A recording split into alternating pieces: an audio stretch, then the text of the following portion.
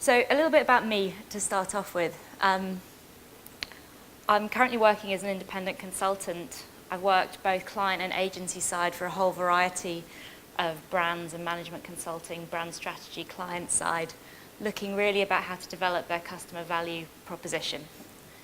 And what I'm going to talk about today is just to share a couple of really high-level insights on what I've learned about loyalty, and also 2 case studies, one from eBay, one from IHG, just to give you a little bit of a flavour of some of the things that are going on in other industries. I'm really welcome to your questions at the end.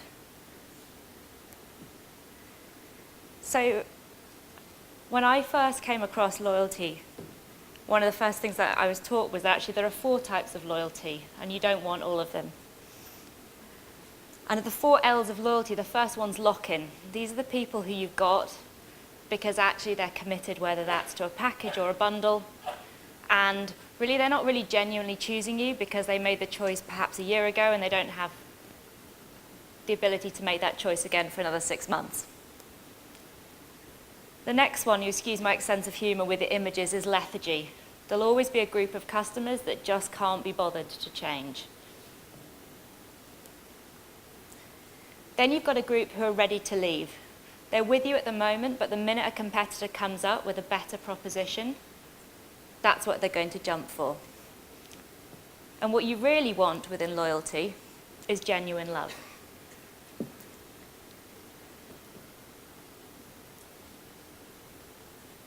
So a little bit of kind of very, very basic psychology on this.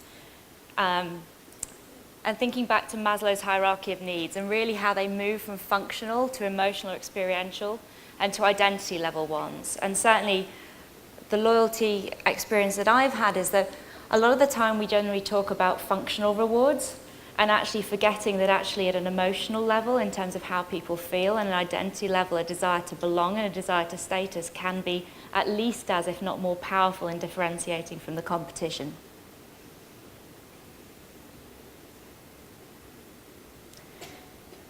So first case study, so as I'm introduced to was saying, I've just finished working with Intercontinental Hotels Group, and Intercon have about 10 brands globally.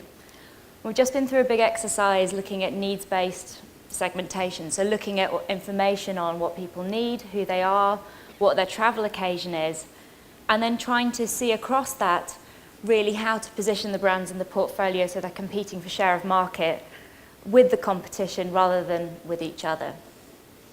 And what we found was fascinating. We found that basically there were 10 table stakes that applied regardless of who you were, why you were traveling, or what your need was, and that actually they were at least as much about service, the how things were delivered, as the product in terms of what they were delivered.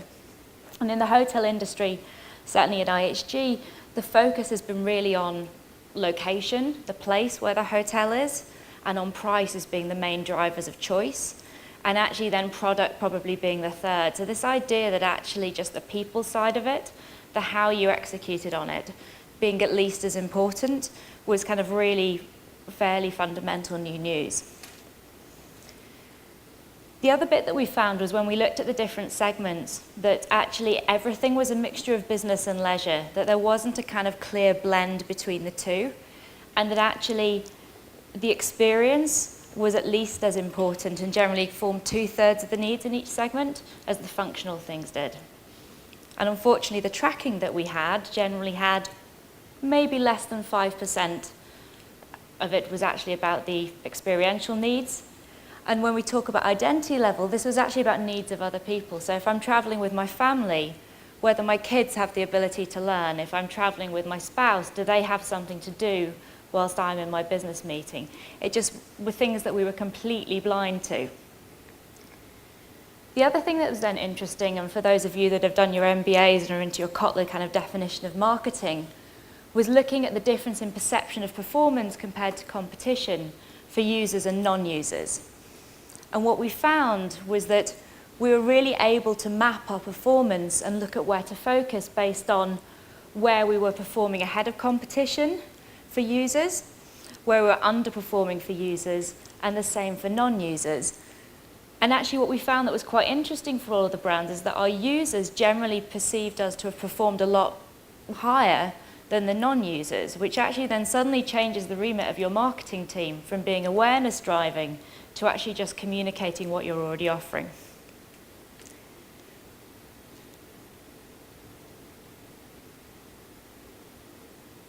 So a different example, and one of my favorites. So back between 2005 and 2010, I worked with eBay and looked after consumer buyer in the UK, and I think one of the things I find interesting is the cyclical nature of loyalty. How, as budgets get tighter, we go back to focusing on how we get the most money out of our existing customers rather than acquiring new ones.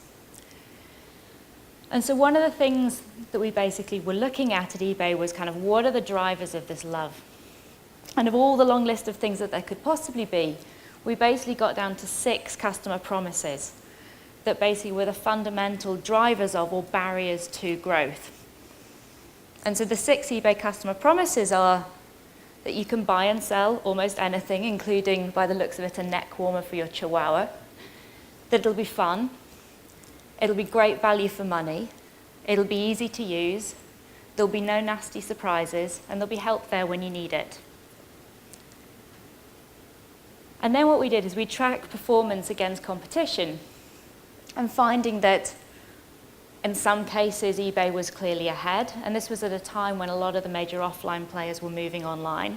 And so really the competitive set was really changing, that it wasn't okay just to be the winning auction marketplace, that some of the players like Tesco were really setting a whole new level of customer service standards.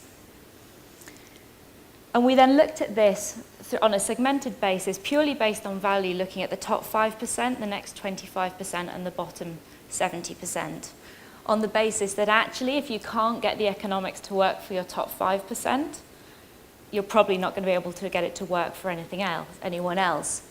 But also that your top 5% will feel the pain points a lot more acutely than a lot of your other members who may perceive there to be problems, but these guys are on the site so regularly that they're actually going to have come across everything that could go wrong.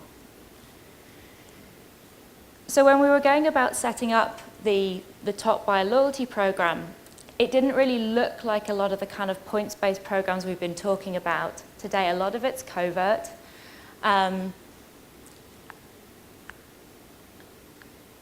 And a lot of it's focused on removing the barriers. So we basically went through the entire journey of what happens when something goes wrong. And eBay likes its acronyms. It's called INR SNAD. It's either your item didn't show up or it's really different to what you expected, and going through the flow of just what happens and finding the main pain points and saying, okay, for our top 5% of customers, we never want them to hit this problem. And so we basically split into 2 tracks, one which was to fix the flows for everyone, and then short term just to saying these customers are too valuable for us to go through this. They know that eBay and PayPal are owned by the same company, and so we have to provide some sort of intervention on site that means every time they hit one of these, we pull them out of it and we empower our customer service operatives to surprise and delight them so that actually this one pain point neither affects their value to the company nor actually their kind of ability to be advocates. The other bit, and excuse the photos I took just before I got on my flight here, was to use exclusive merchandise. So the challenge I had was that on average the margin for an eBay buyer is about 49 pence. So there is not a chance that you're going to be able to do financial rewards. So what we experimented with was doing a whole variety of limited edition merchandise and giving them out, and just seeing the results that we got back, everything from USB keys to socks to the little kind of reindeer at Christmas to the fairy lights. The fairy lights had a very interesting story. So in parallel to this, the top buyers received the fairy lights, the top business sellers received some relatively expensive electronic gadgetry. Unfortunately, what we found was that the businesses weren't particularly happy. They wanted to know why they hadn't got the fairy lights. Were they not special enough? So I think the really interesting lesson is to not forget that your business customers are people too, and that we might tend to treat them quite functionally, but actually there's a playful side to all of them. And maybe that's more true for a brand like eBay than elsewhere, but it was a really interesting learning. The other bit that we did, and this slide's a little bit bland, was to basically to look at, based on purchase value and purchase frequency, look at the different types of top buyers. And we found that there were three main ones. One sat around kind of, we used to call them Pete the petrol head, sat around kind of car and motorbike parts and tech. One sat around your kind of very traditional collector, and one sat around kind of hobbies and crafts. And what we actually managed to do was build very, very clear personas. We actually had the executive committee go through an exercise of themed breakfasts for each customer to say, hey, if you were Pete or Laura or Harold, what would you do to grow them? And actually the most important thing, what would really piss you off? We then actually managed to reverse engineer that and said, okay, well, can we actually look at these Uber users and see all the categories that they buy so that we can pick up people, and when they do their first category of purchase, then look at what they might buy next. So it's fairly classic merchandising if you're looking at a handbag to then sell a pair of shoes. But actually, to then realize that you've offered them in a romantic comedy DVD next was suddenly kind of relatively revolutionary. And so actually some of the stuff now behind the scenes actually just kind of powers some of the stuff that eBay does with its top buyers. Actually part of this is in kind of merchandise strategy. The interesting thing actually was on coupons. I think eBay spent in that year about 25 million on testing coupons. And actually we found it didn't drive anything more than short-term activity. It would break even, and it was a useful silver bullet if we were behind target. But actually it didn't really do any more than that. So possibly rattling through this maybe a little bit too fast, but I suppose the 3 points that I was trying to make was that within loyalty, what you're actually looking for is love. And don't mistake the other reasons that customers stay with you for genuine love. When you're starting to think about your rewards scheme, think about the functional, emotional, experiential, and identity level needs that people have. And remember that you can play to all of these levels. And the higher you go up that Maslow hierarchy, the more loyal your customers are likely to be. And when it comes to the rewards, it can be as valuable to remove the barriers as it can be to boost the drivers. And then actually, I think particularly in the Asian market, recognizing status is really important. Thank you.